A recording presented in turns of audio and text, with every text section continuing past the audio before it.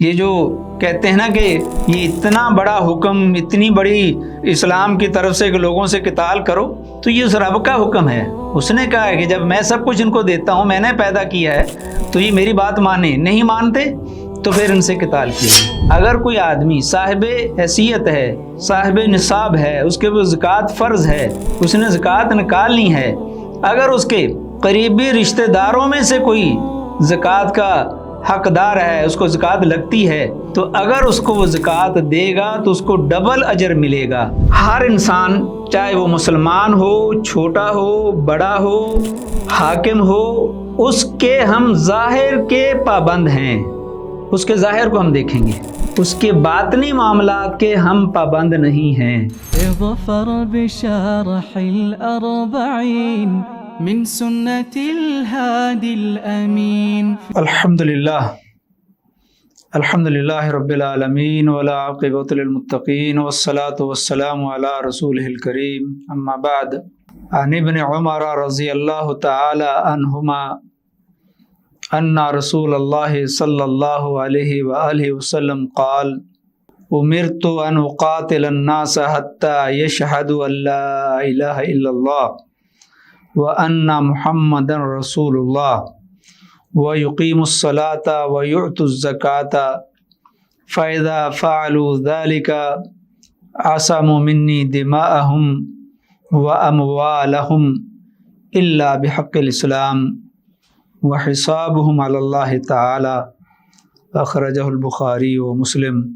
رحمهم اللہ۔ یہ حدیث مبارکہ 40 نوویہ میں سے 8 نمبر حدیث ہے۔ اس کا عنوان ہم دیں گے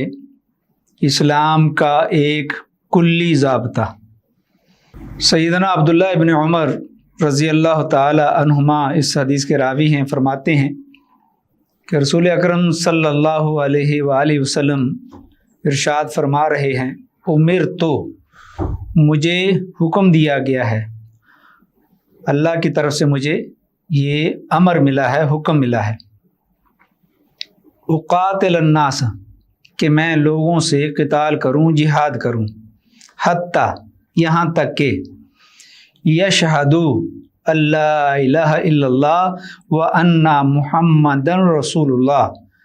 یہاں تک کہ وہ اس بات کی گواہی دینے لگ جائیں کہ اللہ کے سوا کوئی معبود برحق نہیں اور محمد رسول اللہ صلی اللہ علیہ وسلم اس کے رسول ہیں، وَيُقِيمُ الصَّلَاةَ، اور نماز قائم کرنے لگ جائیں، وَيُؤْتُوا الزَّكَاةَ، اور زکوٰۃ کی ادائیگی کرنے لگ جائیں، فَإِذَا فَعَلُوا ذَلِكَ،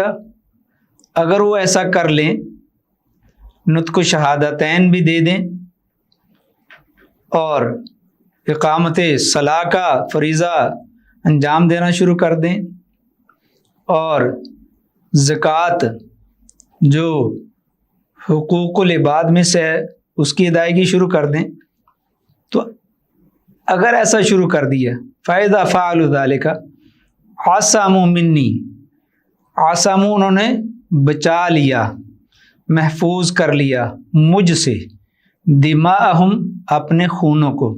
دم کہتے ہیں خون کو، اپنے خونوں کو، واموالہم، اور اپنے مالوں کو محفوظ کر لیا،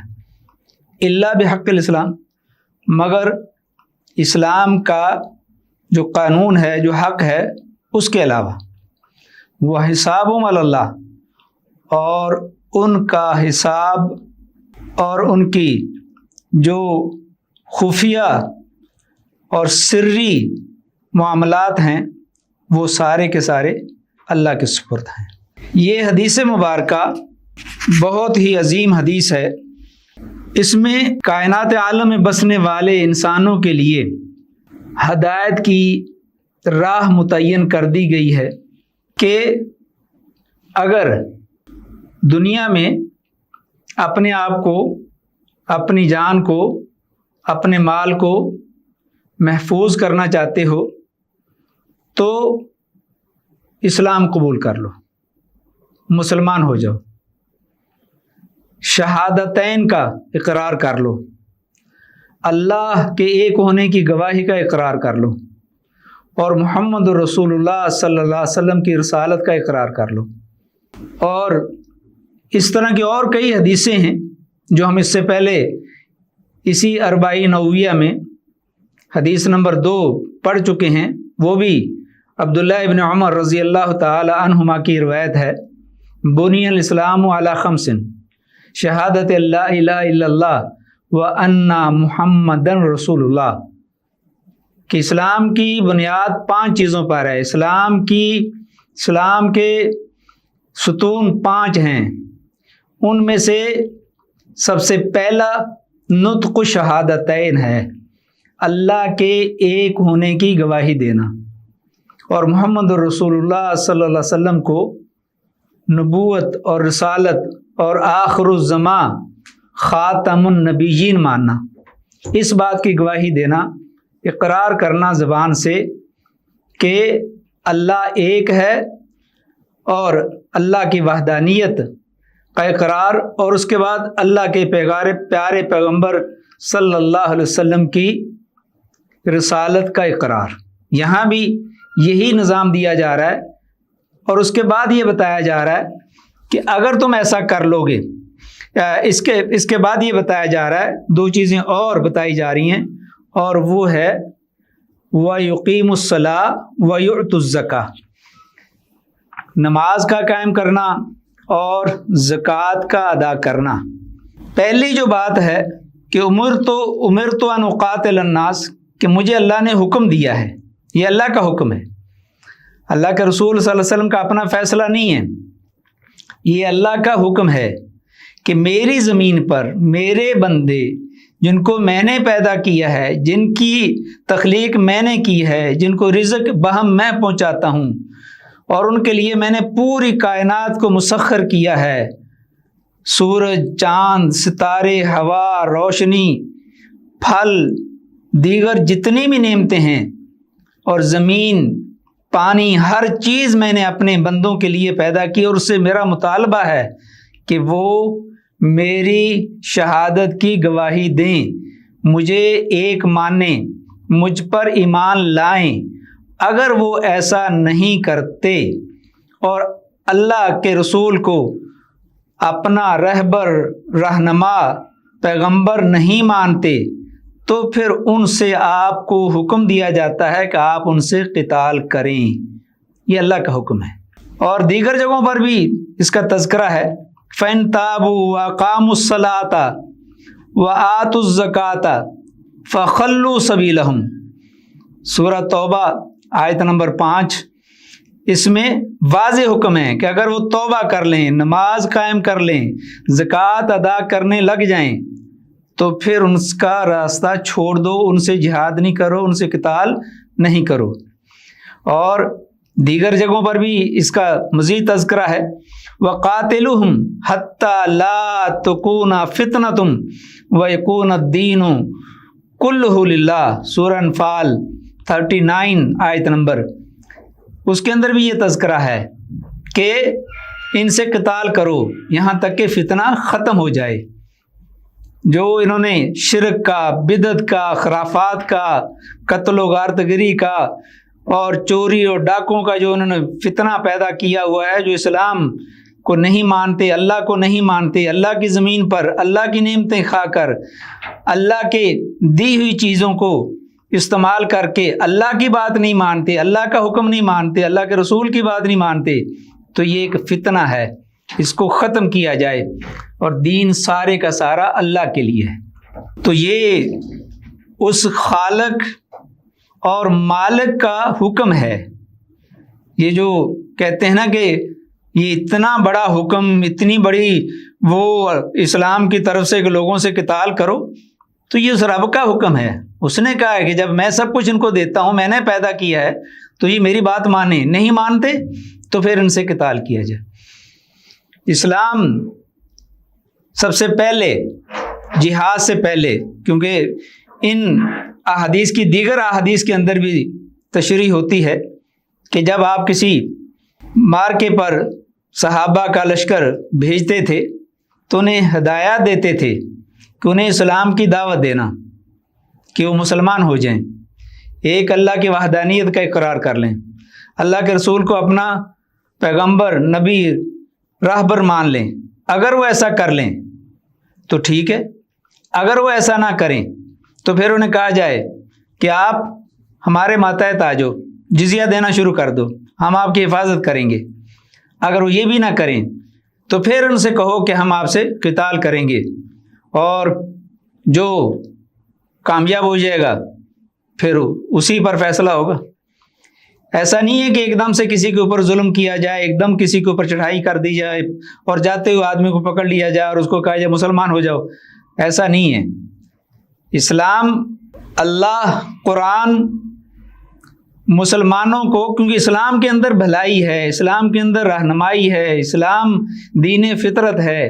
انسان کی ہر ضرورت کا اس کے اندر خیال رکھا گیا ہے اور اس کو پاکیزہ بنایا گیا ہے، پاکیزگی سکھائی جاتی ہے اسلام میں۔ تو اس لیے اس کو کہا جاتا ہے کہ اللہ کی نعمتیں کھاتے ہو تو اللہ کا شکر بھی بجا لاؤ، مسلمان بھی ہو جاؤ، اگر نہیں تو پھر حکم دیا گیا ہے کہ ان سے قتال کیا جائے، ان سے جہاد کیا جائے، ان سے لڑا جائے، یہاں تک کہ وہ اللہ تعالیٰ کی شہادت کا اقرار کر لیں، اللہ کے رسول کی نبوت کو مان لیں، اور ساتھ میں جب وہ مسلمان ہو جائیں تو پھر ان کے اوپر کچھ اللہ کی طرف سے عائد کردہ فرائض ہیں۔ ان فرائض میں سے سب سے پہلا فریضہ جو ہے وہ نماز ہے، کہ وہ نماز قائم کرنے لگ جائیں اور زکوٰۃ دینے لگ جائیں۔ اور اسلام کے بنیادی ارکان میں سے نطق و شہادتین کے بعد سب سے پہلی جو چیز ہے وہ نماز ہے۔ نماز کے اوپر اگر آپ بات کریں تو بہت لمبی بات ہو جائے گی، مختصر یہ ہے کہ نماز اللہ تعالیٰ نے قرآن کریم میں بار بار جہاں نماز کا تذکرہ کیا ہے اس کے بعد زکوٰۃ کا تذکرہ کیا، یہاں پر بھی ان دونوں کا تذکرہ ہے۔ قرآن کی ابتدا، سورہ بقرہ کی ابتدا الف لام میم ذالک الکتاب لا ریب فیہ ھدی للمتقین الذین یؤمنون بالغیب ویقیمون الصلاۃ ومما رزقناہم ینفقون۔ متقین، اللہ سے ڈرنے والے جو اس کتاب میں شک نہیں کرتے، اس کتاب میں ویسے بھی کوئی شک و شبہ نہیں ہے، ان کی صفت بیان کی جا رہی ہے کہ وہ کیا کرتے ہیں، یقیمون الصلاۃ، نماز کو قائم کرتے ہیں، نماز ادا کرتے ہیں، ومما رزقناہم ینفقون، اور جو کچھ ہم نے انہیں رزق دیا ہے اس میں سے خرچ کرتے ہیں۔ اور سورہ بقرہ کی 43 آیت کے اندر بھی ہے وَأَقِیمُوا الصَّلَاةَ وَآتُوا الزَّکَاةَ وَارْکَعُوا مَعَ الرَّاکِعِینَ، کہ نماز قائم کرو، زکوٰۃ ادا کرو اور رکوع کرنے والوں کے ساتھ رکوع کرو۔ کتنا دین فطرت ہے، فطرت کے قریب ترین دین ہے کہ اللہ تعالیٰ نطق شہادتین کے بعد جو حکم دے رہے ہیں وہ نماز کا دے رہے ہیں۔ نماز حقوق اللہ میں سے ہے اور زکوٰۃ کا تعلق حقوق العباد میں سے ہے، اور حکم دیا جا رہا ہے کہ حقوق اللہ ادا کرنے کے بعد حقوق العباد بھی ادا کرو، کیونکہ زکوٰۃ امیروں سے لی جاتی ہے اور اسی معاشرے کے، اسی محلے، اسی گاؤں کے، اسی ملک کے، اس کے قریبی لوگوں میں امیروں سے لے کر غریبوں میں دی جاتی ہے، غریبوں میں تقسیم کی جاتی ہے، اور یہ حقوق العباد میں سے ہے۔ اور کس قدر یہ شاندار نظام ہے جو میں نے شروع میں بات کی کہ اللہ تعالیٰ نے ایک کائنات کے لیے ایک نظام مقرر کر دیا ہے، اقامت صلاح، اس کے اندر بھی انسانیت کی بھلائی ہے، انسان کا فائدہ ہے، مسجد میں جاتا ہے، ہمدردی، سکون ملتا ہے، اللہ کی عبادت کرتا ہے اور دیگر لوگوں سے میل ملاقات ہوتی ہے اور ایک دوسرے کی ہمدردی، خیر خواہی کا وہاں پرچار ہوتا ہے۔ اس کے بعد اگلا حق جو بیان کیا جا رہا ہے وہ زکوٰۃ کا ہے کہ زکوٰۃ انہی میں سے لے کر انہی لوگوں میں خرچ کی جاتی ہے، بلکہ یہاں تک کہا گیا ہے اگر کوئی آدمی صاحب حیثیت ہے، صاحب نصاب ہے، اس کے اوپر زکوٰۃ فرض ہے، اس نے زکوٰۃ نکالنی ہے، اگر اس کے قریبی رشتہ داروں میں سے کوئی زکوٰۃ کا حقدار ہے، اس کو زکوٰۃ لگتی ہے، تو اگر اس کو وہ زکوٰۃ دے گا تو اس کو ڈبل اجر ملے گا، ایک صدقہ کا اور دوسرا صلہ رحمی کا، کہ اس کا وہ رشتہ دار ہے، اس پر زکوٰۃ لگتی ہے، اس کو زکوٰۃ دے گا تو اس کو ڈبل ثواب ملے گا۔ تو یہ اسلام کا وہ بہترین نظام ہے جس کے اندر لوگوں نے اس کو مشہور کیا ہو کہ اسلام قتال کا نام ہے، جنگ و جدال کا نام ہے۔ جنگ و جدال ان کے لیے ہے جو اللہ کو نہیں مانتے، اور جب وہ ماننے لگ جاتے ہیں تو پھر ان کے لیے سب سے پہلی جو بھلائی ہے کہ وہ حقوق اللہ اور حقوق العباد میں سے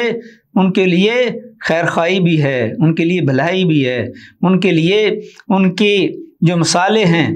جو ان کی ضروریات ہیں، ان کا خیال رکھا گیا ہے۔ اور پھر اس کے بعد فرمایا کہ اگر وہ ایسا کر لیں گے، نماز مسلمان ہو جائیں، نطق و شہادتین کا اقرار کر لیں، نماز ادا کرنا شروع کر دیں، زکوٰۃ دینا شروع کر دیں، تو انہوں نے اپنے آپ کو، اپنی جانوں کو، اپنے مالوں کو محفوظ کر لیا۔ اب اس میں مزید علماء کے اندر بحث ہے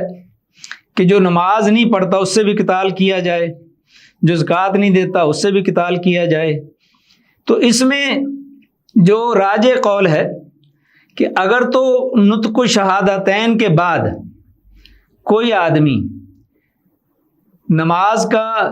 صلاۃ کا، زکوٰۃ کا انکار کرتا ہے، مسلمان ہو گیا ہے اور اس کے بعد انکار کرتا ہے کہ میں نہیں پڑھوں گا، میں اس کا اقرار نہیں کرتا، میں اس کو نہیں مانتا، نماز کی کوئی ضرورت نہیں ہے، نہ زکوٰۃ کی ضرورت ہے، میں زکوٰۃ بھی نہیں دوں گا، تو اس سے تو قتال کیا جائے گا اسی حدیث کے تحت۔ اور اگر کوئی نماز کا اقرار کرتا ہے، مانتا ہے، لیکن سستی کرتا ہے، پڑھوں گا، میں شروع کروں گا، اللہ مجھے توفیق دے، تو اس میں اختلاف ہے کہ اس کو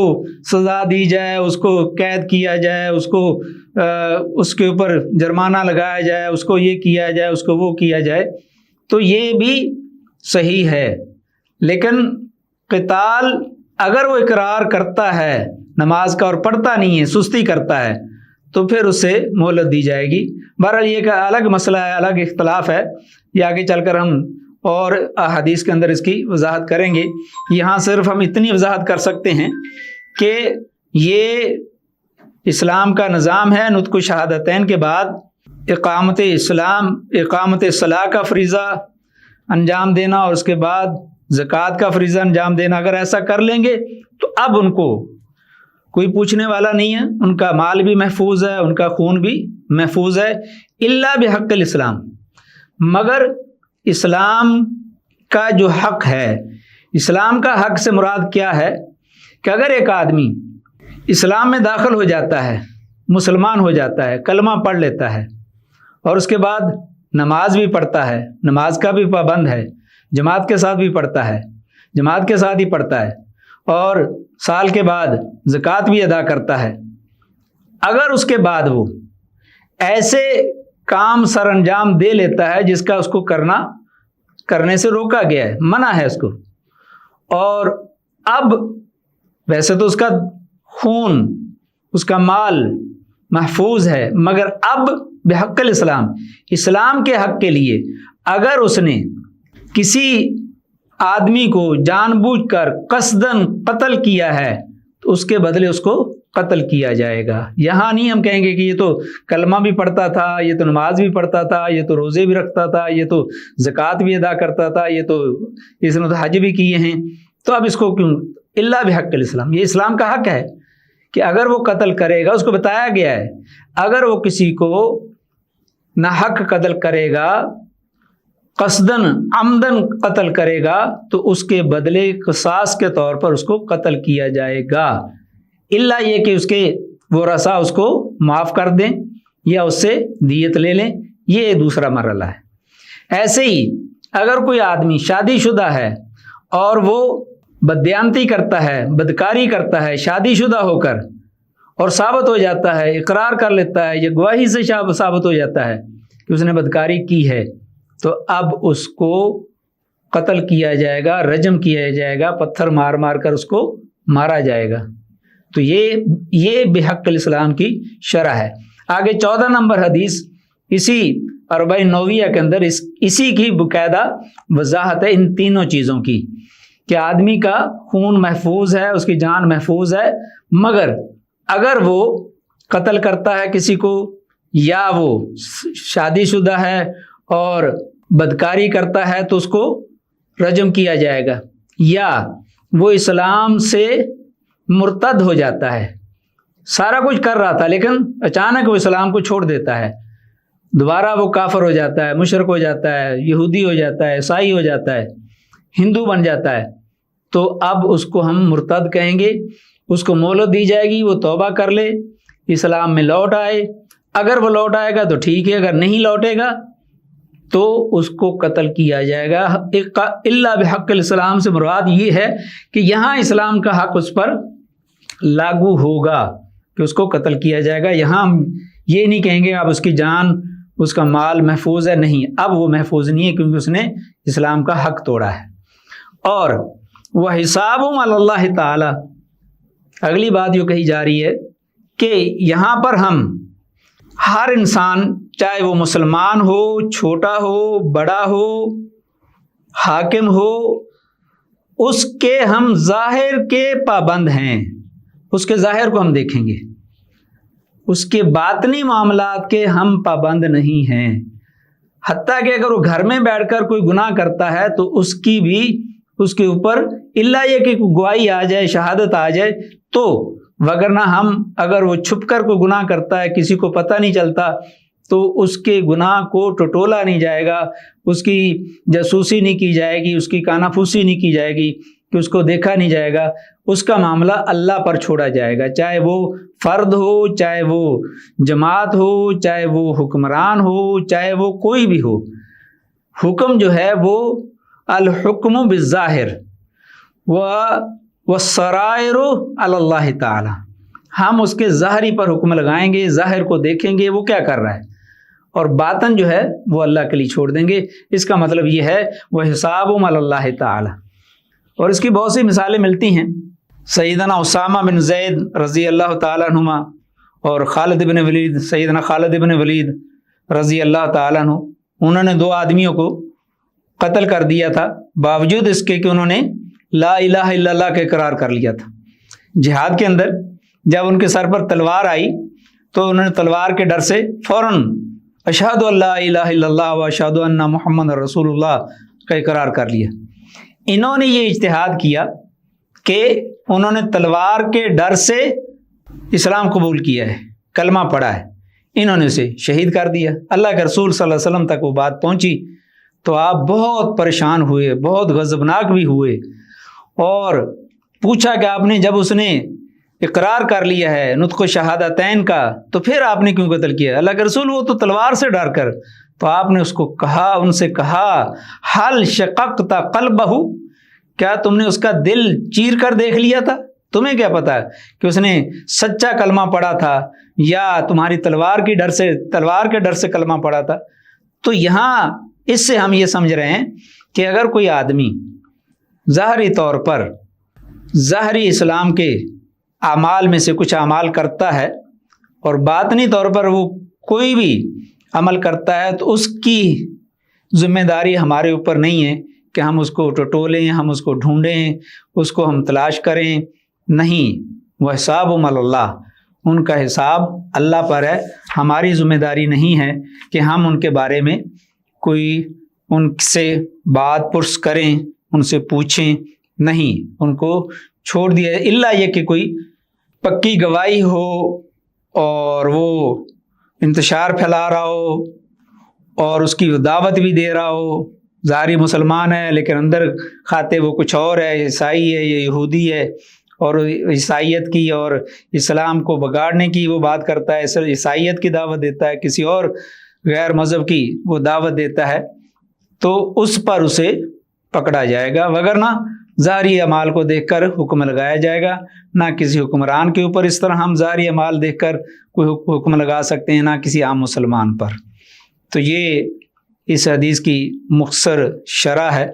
ویسے تو اس کی شرح میں بہت ساری باتیں کہی جا سکتی ہیں، لیکن چونکہ ہم اختصار کے ساتھ لے کر چل رہے ہیں، ہم صرف عربی کی جو عبارت ہے اس کا جو واضح آسان مفہوم ہے تاکہ حدیث سمجھی جا سکے اور اس پر عمل کرنے کے لیے ہمیں عمل کرنا ہمارے لیے آسان ہو جائے، ہم اتنی سی شرح ہی کر رہے ہیں فی الحال۔ آگے چل کر انشاءاللہ اس کو تھوڑا سا اور بڑھائیں گے، یا کوئی اور سلسلہ شروع ہوا تو اس میں ہم ان چیزوں کی اور زیادہ وضاحت بھی کی جا سکتی ہے۔ اس کے بعد ہم آتے ہیں جو ہم آخر میں فوائد الحدیث بیان کرتے ہیں، تو ان میں سے سب سے پہلا فائدہ جو ہے وہ یہ ہے کہ اس حدیث کے اندر بھی ارکان اسلام کا تذکرہ کیا گیا ہے، اور اس میں سے پہلا رکن جو ہے وہ شہادتین ہیں، اور اس کے بعد اقامت صلاح اور اعطاء الزکاۃ کا تذکرہ ہے، اور اسی طرح اس کے اندر امرت ان اقاتل الناس کہ مسلمانوں پر واجب ہے کہ ہر اس شخص سے قتال کریں جو اللہ کی دعوت اور اس کے پیغام کو لوگوں تک پہنچانے میں مانی ہے، منع کرتا ہے کہ اللہ کا پیغام دوسروں تک پہنچایا جائے، اس سے روکتا ہے تو اس کے ساتھ قتال کیا جائے گا، چاہے اس کا تعلق مشرکوں سے ہو، اہل کتاب سے ہو، عیسائیوں سے ہو، یہودیوں سے ہو، کسی سے بھی ہو۔ یہ دوسرا فائدہ ہے۔ تیسرا فائدہ، جو شخص اخلاص دل سے لا الہ الا اللہ محمد الرسول اللہ پڑھ لیتا ہے اور اس کے تقاضوں پر عمل کرتا ہے تو وہ اس کا مال، اس کی جان محفوظ ہوگی ہے، اس کو قتل کرنا، اس کا مال چھیننا حرام ہے، دوسرے پر منع ہے کیونکہ وہ مسلمان ہو چکا ہے۔ اب نہ حکومت اسے اس طرح قتل کر سکتی ہے، نہ کوئی عام آدمی اس کو قتل کر سکتا ہے، نہ اسے مال چھینا جا سکتا ہے۔ چوتھا فائدہ، جو آدمی اللہ اور اس کے رسول کے حقوق میں سے کسی حق کے بارے میں تفرید کا شکار ہو تو اس سے قتال کیا جائے گا یہاں تک کہ وہ اس حق کو ادا کرنے لگ جائے، اس حق کو کی ادائیگی شروع کر دے۔ پانچواں فائدہ اس میں یہ ہے کہ جو ہم ابھی شرح میں بھی بیان کر چکے ہیں کہ مسلمان ہو یا حکمران ہو، عام مسلمان ہو یا حکمران حکام ہو، تو ان کے ظاہری اعمال کو، ظاہر کو دیکھا جائے گا، ظواہر پر حکم لگایا جائے گا، ان کے سرائر، ان کی جو خفیہ ہے، جو ان کے دل میں جو کچھ ہے اس کو نہیں ٹٹولا جائے گا، اس پر حکم نہیں لگایا جائے گا، اس کے پیچھے نہیں لگا جائے گا۔ تو یہ حدیث مبارکہ جیسے ہم نے پہلے بھی بیان کیا ہے کہ یہ ایک مسلمانوں کے لیے، مسلمانوں کے تمام نظام کو بیان کرتی ہے کہ مسلمان نے زندگی کیسے گزارنی ہے، مسلمان ہونے کے لیے کیا کرنا ہے، اور اس کا مال اور اس کا خون کیسے محفوظ ہے، مگر ساتھ میں یہ بھی بتا دیا ہے کہ یہ نہ کوئی سمجھے کہ میں مسلمان ہو گیا ہوں تو اب میں جس کو چاہوں قتل کروں، جو چاہوں میں کروں، جب چاہوں میں اسلام میں داخل ہو جاؤں، جب چاہوں میں اسلام سے نکل جاؤں۔ ایسا نہیں ہے، یہ اسلام کا نظام ہے کہ اگر ایسا کرے گا تو پھر اس کو اس کی سزا کے لیے تیار رہنا ہوگا۔ اور ساتھ میں یہ بھی بتا دیا کہ مسلمانوں کے لیے یہ ضروری ہے کہ وہ سرائر کے بارے میں ٹو نہیں لگائیں، وہ ظاہری اعمال کو دیکھیں اور ظاہر پر حکم لگائیں۔ اللہ سے دعا ہے کہ اللہ تعالی ہمیں قرآن و سنت پر عمل کرنے کی توفیق عطا فرمائے، اللہ تعالی ہم سے دین کا کام لے لے، اللہ تعالی ہمیں حدیث کو اور قرآن کو سمجھنے کی توفیق عطا فرمائے۔ ہماری جو کوشش ہے اس میں صرف اور صرف ہماری جو غرض ہے اور ہمارا جو مقصد ہے اور اس پورے نظام کو جو لے کر چل رہے ہیں اور جو آپ تک پہنچا رہے ہیں، صرف اور صرف مقصد یہ ہے کہ آپ کو گھر بیٹھے دین سمجھایا جائے، دین کو آسان کر کے آپ کے سامنے پیش کیا جائے، احادیث کا ترجمہ و تشریح آپ کو آسان طریقے سے آپ کے سامنے رکھا جائے، تاکہ کل کو آپ یہ نہ کہہ سکیں کہ ہمیں تو دین ملا ہی نہیں تھا، ہمیں تو کسی نے بتایا ہی نہیں تھا، ہم تک تو پہنچا ہی نہیں تھا، یہ بات تو ہمیں معلوم ہی نہیں ہوئی تھی۔ تو یہ فی زمانہ جو ضرورت ہے کہ آپ گھر بیٹھے ان چیزوں کو سیکھ سکتے ہیں، پڑھ سکتے ہیں، سن سکتے ہیں، تو اسی مقصد کے تحت یہ ساری محنت کی جا رہی ہے۔ اللہ تعالیٰ سب کی محنت کو قبول فرمائے، اور اگر اس کو کوئی سنتا ہے اور عمل کرتا ہے تو انشاءاللہ یہ سب کے لیے صدقہ جاریہ ہوگا، آپ کے لیے بھی فائدہ ہوگا، ہمارے لیے بھی فائدہ ہوگا۔ اللہ تعالی ہمیں دین کے یہ فوائد سمیٹنے کی توفیق عطا فرمائے۔ وآخر دعوانا الحمدللہ رب العالمین۔